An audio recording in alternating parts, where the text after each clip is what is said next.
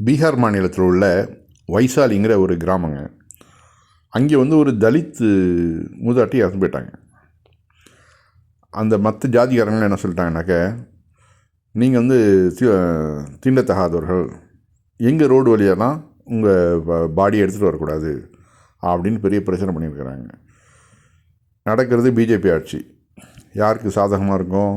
எல்லாம் மேல் ஜாதிகளுக்கு சாதகமாக இருந்திருக்குது. இவங்க தலித்துகள் போராடி பார்த்துருக்குறாங்க, ஒன்றும் முடியல.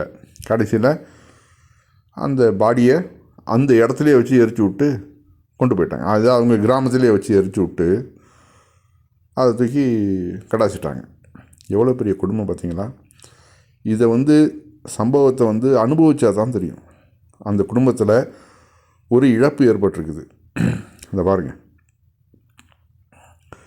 அவர்கள் போராடிட்டு இருக்கிறாங்க, எப்படியாவது அந்த பாடியை கொண்டு போகிறதுக்காக. வண்டிலாம் ரெடியாக நிற்கிது, ஆனால் வழி விட மாட்டேங்கிறாங்க மேல் ஜாதிகள்.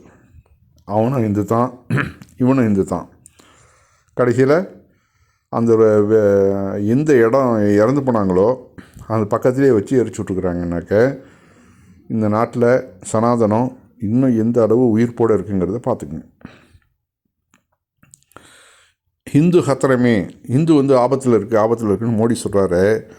இதுதான் உண்மையான ஆபத்து. ஒரே ஹிந்து, 2 ஜாதி, அந்த கிராமத்திலே உள்ள நுழைய விட மாட்டேங்கிறான். எந்த காலத்தில் இருக்கோம் நம்ம? சனாதன ஹிந்து ராஷ்டிராங்கிறது இதுதான் ஹிந்து ராஷ்டிரா. பார்த்துங்க, ஹிந்து ராஷ்டிராவோட ஆரம்ப அறிகுறிகள் இதெல்லாம் இப்போது 2000 வருஷத்துக்கு முன்னாடி இருந்தது. இப்போ அது அப்படியே ரிப்பீட் ஆகுது. இதில் முஸ்லீம்களை குறை சொல்கிறாங்க. இந்து மதத்துக்கு இந்து மதத்தை விட்டுட்டு ஏன் முஸ்லீமுக்கு மாறுறேன்ட்டு. முதல்ல இங்கே திருத்துங்கப்பா.